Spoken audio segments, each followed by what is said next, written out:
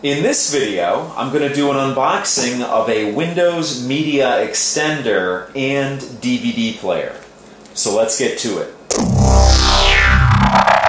Now I got this device off of, as you see my little kitten there, I got this device off of eBay for about $90 shipped.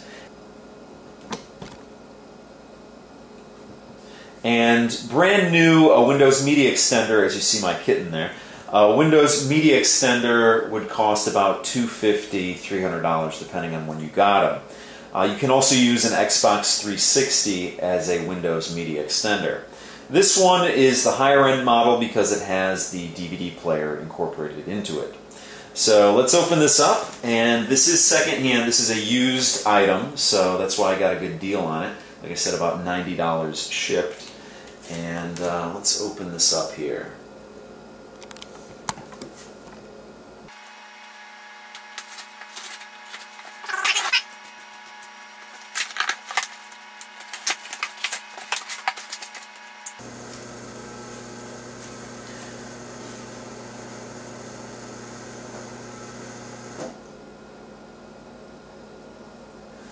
Alright,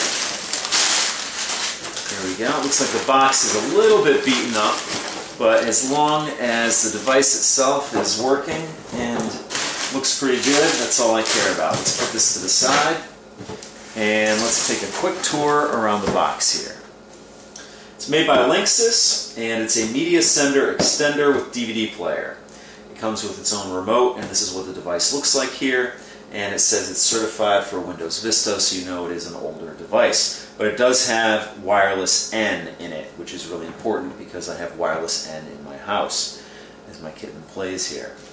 Now, this is the DMA2200461 version. There is a DMA22100 version, which is the Media Extender minus the DVD player.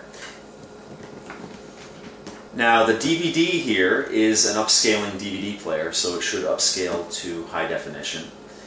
Now just in case if you don't know what a Windows Media Extender is, if you use Windows Media Center on your PC, it allows you to actually watch live TV, whether you have an antenna over the air setup or a setup with your cable card device. It allows you basically to watch and record live TV. You can use it as a DVR. You can also use it for a couple of other features. A Media Extender will allow you access to that Windows Media PC. Anything you have on that Windows Media PC, you can stream to this device here. And like I said, the version without the DVD player works the same way, just like an Xbox 360 will work the same way as well. So let's see if there's anything important on this box. Probably not. Let's take a look at the back real quick. It'll tell you what the setup is. And basically it shows you that you have a PC with Windows Media Center on it, and wirelessly or through a wired connection, because this does have an Ethernet port on it, you can connect it to your home wireless network, and this will communicate back to that Windows Media PC to grab content off of it. It comes with a remote here, and has the Windows Media Center button on it, and has 3 antennas. This is what the device looks like, but we'll take a look at it actually because I have it in hand here, and we got a little hole in the box here. So let's see how to open this. Here we go. Alright, and it looks like, here we go, we have some documentation here with a disk. It's a PC installation software and user guide. I don't know if I'm going to have to use the disk itself. We'll see, because in Windows Media Center there's actually a feature there to set up an extender. So I'm guessing this should work out of the box when you configure it with the PC, but we'll see. Let's pull this out here. This is the device itself. And this is the first time I will lay eyes on one of these things. So it is a good size device. And okay, actually you'd think being lengthwise it sits this way, but it doesn't. It sits this way because the connectors are on the back here. Let's just put that to the side and see what else is in here. This foam is a little bit discolored, so interesting. But everything's here, so that's nice. Put all this back in here and put the box to the side. Alright, let's start with the cables here. We have a Ziploc bag with some cables in it. And the previous owner did do a good job of repackaging this, which is good.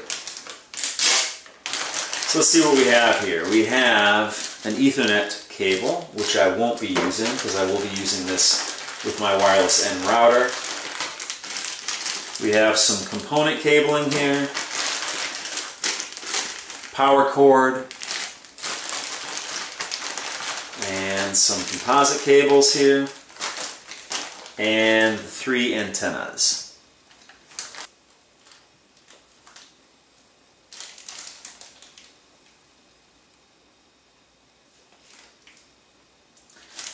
Now this remote actually looks unused. So let's take a look at it here. Actually, it was sold to me as somebody had gotten it as a gift and they never used it, so maybe they just took a look at it. But here's the remote itself, and it does look unused. So let's take a look at the remote here. Fits nicely in the hand. Seems pretty light without the batteries in it so far. Let's take a quick tour around here. You have a TV power button and a regular power button. That probably powers up the device itself. You have a, looks like a TV button there. You have what looks like a menu button, a play button, and an L button. Then you have some numbers here. I'll let you know what those buttons are when I actually try it out. But right now I don't know what it is. You have your number buttons here, you have a star and a pound button, you have a clear and an enter, your volume up and down, your channel up and down, your Windows key, and you have a back button, a mute button, and an info button. You have your directional with your OK in the center. You have your play controls down here, which include play, record, where you can actually record live TV. So the interesting thing about this device is that, like I said, this device communicates with your Windows PC, but you can actually use this same device to pause live TV or record things back on your Windows Media Center PC. So that's really a nice feature here. Your rewind, your stop, fast forward, previous chapter, next chapter, pause, and you have some more buttons down here that I don't know exactly what it is. But it does say DVD here, so it probably has to do with the menus and whatnot on the DVD player. You have your color buttons down here, red, green, yellow, and blue, and then you have a T button down here. So I'm going to have to do a lot of exploring as to what some of these buttons are on this remote. But it's a nice Windows Media Center remote. It's got an interesting shape. It's thicker in the back than it is up front. It is an IR remote, so you do need line of sight with this. And we might as well put in the batteries. So this one takes AAAs. Okay, let's take the battery compartment off the back here and slide these in real quick. Wrong way. There we go.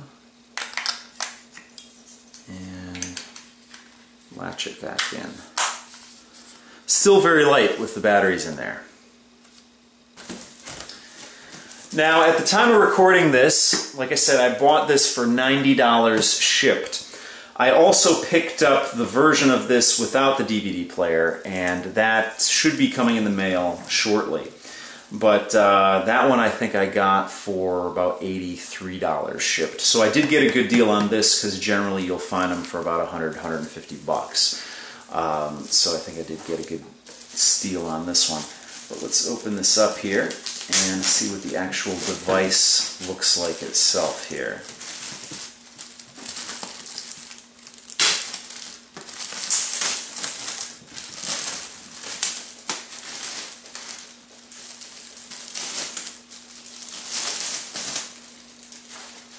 Let's take a look at the back of the device, and you can see all the connectors back here. Now you'll notice that you can actually still connect this to an older television set because it does have the composite and component cabling in the back here. You have an on-off switch here. You have your power cord port there. You have an HDMI port here, which I'll be using. You have a reset button here where you have to use a pen or something to hit it. You have these three areas here, and I apologize for that noise. I'm in my kitchen right now, so that's my refrigerator. But you have these three areas here, which you attach three antennas to. You have an S-video port here. You have your composite video here. You have your component video here. And then you have your composite right and left audio here. You have a digital audio out there, and you have an optical audio out here, and you have your Ethernet port, and you have a USB port on the back here.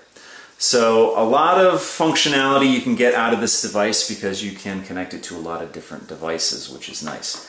So let's open this up, and it does look, like I said, it was used, but not necessarily used. It was purchased second-hand, but I don't think this was ever used. So this is actually a really good deal here. So let's peel all this plastic off here and take a full look at this device.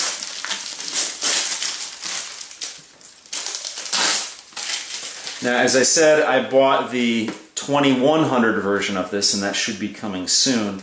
So basically my setup is I have now in my living room is where my home theater PC is. This will go into my attic. This will feed into my 8-foot television set, so that way I'll also have a DVD player there. And then the 2100 version that I'll be getting soon in the mail will go into my bedroom. So I'll have access to basically a DVR in every room recording off of that main home theater PC. So this actually might be a plastic, I don't know. Yeah, I think the casing is plastic. But you have a black matte plastic here. You have sort of a two-tone. It's actually it's more of a grayish, very dark gray plastic, and then you have your black banding along the side here. And there's pretty much nothing on either side of the device. On the front you have your DVD tray here and some glossy black plastic. You have your Linksys Media Center extender branding up here. And then over here you have an eject button, a play pause button, a stop button, and a power button. On the bottom of the device you have your 4 feet and some FCC information. So I'm anxious to try this out, and I'm going to attach this to my 8-foot television set and see how it plays and how it actually communicates with my home theater PC. And of course the antennas, before I sign off here, the antennas just screw onto the back here, right in here.